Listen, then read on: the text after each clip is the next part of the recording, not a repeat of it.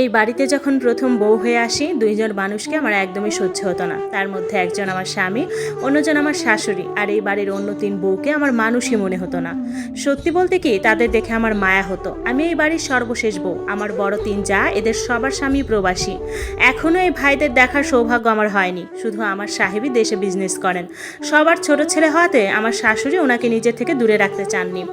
আমার স্বামীর যখন 5 বছর বয়স, তখন আমার শ্বশুর দুনিয়ার মায়া ত্যাগ করে আল্লাহর ডাকে সাড়া দেন। তখন থেকেই আমার শাশুড়ি একলা হাতে এই ছোট ছোট ছেলে মেয়েদের বড় করে তোলেন।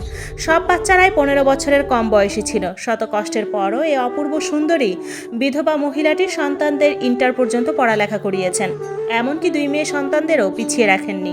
ওনার ব্যাপারে জেনে প্রথমেই ওনার প্রতি শ্রদ্ধায় মাথা নুয়ে এসেছিল। যখন এই বাড়িতে আসি, সেই শ্রদ্ধা ঘৃণায় রূপ নিতে শুরু করে। মনে হতো কোনো মা এত কঠোর কিভাবে হতে পারে। একমাত্র আমার সাহেবই উচ্চশিক্ষিত এবং দেশে বিজনেস করেন। ভাইদের টাকায় বিজনেস করে দেশের সম্পদের পাহাড় গড়েছেন। এখন উনি বিজনেসের ব্যাপারে আবেগহীন পাক্কা একজন ব্যবসায়ী। তবে এদের মধ্যে একটা জিনিস বেশ ভালো লাগে, এরা ভাইয়ে ভাইয়ে প্রচণ্ড মিল। একে অপরকে নিঃস্বার্থভাবে ভালোবাসে। একে অপরের মতামতকে খুবই মূল্যায়ন করে। সবচেয়ে বেশি মূল্যায়ন করে আমার শাশুড়ির মতামতকে। বলা যায় ওনার কথার উপর এক চুল পরিমাণও নিজের মত প্রকাশ করেন না। উনি সাপকে ব্যাঙ বললে ওরাও বিনা বাক্যে সাপকে ব্যাঙ মেনে নিবে। আর এই জিনিসটাই আমার একদমই অসহ্যের। ওনাদের বাড়িটা উপজেলা ভিত্তিক যে শহরগুলো হয় না, প্রায়ই শহরের ছোঁয়া লেগেছে, কিন্তু আশেপাশের গ্রামীণ পরিবেশ শহরটাকে অনেক বেশি সুন্দর করে তুলেছে। এই বাড়িটা আমার কাছে আরেক অদ্ভুত মনে হয়।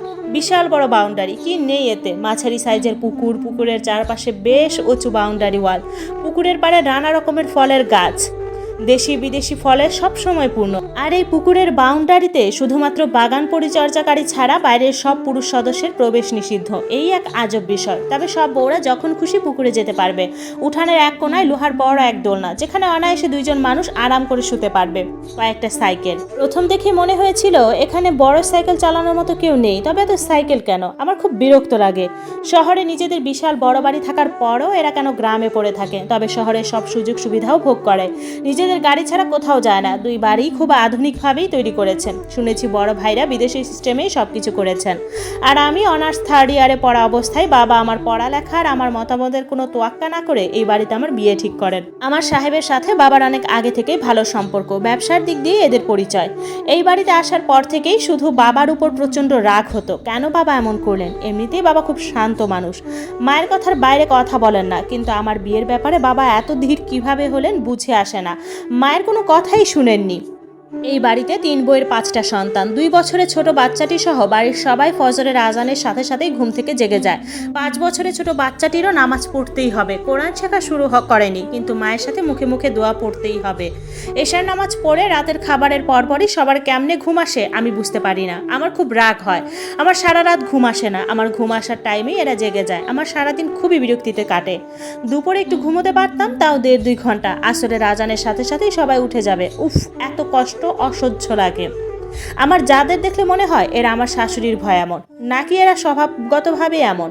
বাড়ির যে কোনো কাজ এরা কার আগে কে করবে ভেবে পায় না। বুয়াও আছে, আবার পার্মানেন্ট কাজের মেয়েও আছে। তাও শাশুড়ি গোসল করার পর এরা কার আগে কে শাশুড়ির কাপড় ধুয়ে দিবে প্রতিযোগিতা করে। আমার মাঝে মাঝে মনে হয় আল্লাহ এদের হিংসা ঈর্ষা ছাড়াই বোধহয় দুনিয়াতে পাঠিয়েছেন। আর আমার স্বামী, সে রুমের ভেতর খুব খুব ভালো একজন স্বামী। খুব হেল্পফুল, কেয়ারিং, লাভিং। আমাকে ছোট বাচ্চাদের মতো স্নেহ করেন, ভালোবাসেন, বুকের গভীরে আগলে রাখতে চান। সবসময় একটা কথা বলেন, প্লিজ সুমাইয়া, মায়ের অবাধ্য হইও না। মা আমাদের বহু কষ্টে বড় করেছেন, কিন্তু রুমের বাইরে আসলেই সে অন্য মানুষ। আমার রাগ হতো, কেন সে আমার সাপোর্টে কিছু বলতে পারে না। আমি বাবার বাড়ি যেতে চাই, কিন্তু না, নির্দিষ্ট সময় না হলে যেতে পারবো না। একবারে একটা বউ বাবার বাড়ি যেতে পারবে, 10 দিন থেকে আসার পর অন্য বউ যেতে পারবে, সিরিয়াল করে। কি অদ্ভুত! কারো যেতে ইচ্ছে হলেও যেতে পারবে না।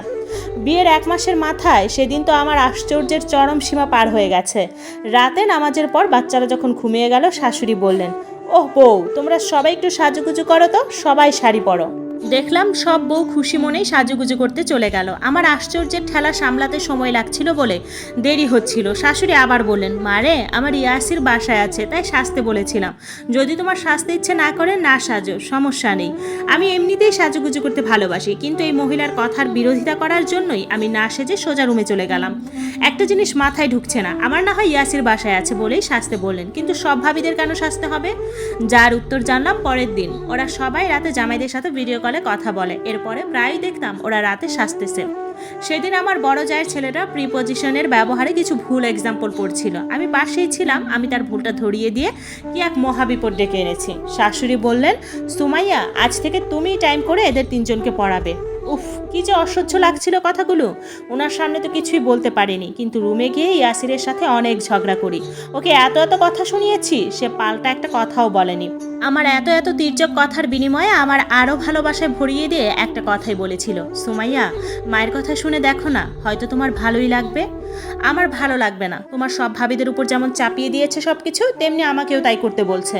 তুমি ভুল বুঝছো। মায়ের দেওয়া দায়িত্ব পালনে ভাবিদের কখনো বিরক্ত হতে দেখেছো? তারা বরং খুব হাসি মুখেই সব দায়িত্ব পালন করে। তা ঠিক, তারা কখনো বিরক্ত হন না এমন নয় যে খুশি হওয়ার ভান ধরে। সত্যিকারভাবে খুশি হয়ে ওরা শাশুড়ির প্রতি দায়িত্ব পালন করে। কিন্তু ইয়াসির কিভাবে জানলো? সে তো কখনো ভাবিদের চেহারাও দেখেনি। এই বাড়ির আরেকটা খুবই আজব নিয়ম, একটা মাত্র পুরুষ মানুষ, কিন্তু তার সামনে কেউ যায় না, শুধু শাশুড়ি ছাড়া। টেবিলে খাবার দিয়ে সবাই আড়ালে চলে যায়। অবশ্য এই নিয়মটা আমার ভালোই লাগে। যদি ইয়াসির ওর সুন্দরী ভাবিদের সাথে হাসি ঠাট্টা করতো, আমার ভালো লাগতো না। যাক, শুধুমাত্র ইয়াসিরের কথা রাখার জন্য বাচ্চাদের পড়ানো শুরু করলাম। তিনজনকে 3 টাইমে পড়াই। আগের টিচারকে বিদায় করা হয়েছে। প্রথম থেকে ওদের পড়াতে ভালো না লাগলেও আস্তে আস্তে বেশ ভালো লাগতো। বাচ্চা 3টাই অতি ব্রিলিয়ান্ট। বাচ্চাদের 3 টাইম পড়ায় আমি খুব ক্লান্ত হয়ে যেতাম। ঘরের কাজ করতে কিছুতেই মন চাইতো না, তাও শাশুড়ির ভয়ে কাজ করতে গেলাম। এমনিতেই বড় যে আমার কাছ থেকে ঝাড়ু কেড়ে নিয়ে বলল, তোমার কোনো কাজ করতে হবে না, এটা মায়ের আদেশ। সাথে সাথে মায়ের রুম থেকে বলে উঠলো, হ্যাঁ রে বউ, তোমার কাজে চিন্তা করতে হবে না, তুমি মানুষ নাকি? কত কষ্ট করো আমার নাতিদের জন্য, আবার কাজেও না। মা, আমি অতটাও খারাপ না। মনে হলো প্রথমবারই এই মহিলাকে একটু ভালো মনে হলো। যাক, কাজ থেকে তো মুক্তি পেলাম। তার উপর এমন ট্রিট পেতাম, নিজেকে রাজকুমারী মনে হতো। যেহেতু কাজ করতে হয় না, নিজের পড়ালেখার পাশাপাশি এদের পড়াতেও আরও একটু মনোযোগী হলাম।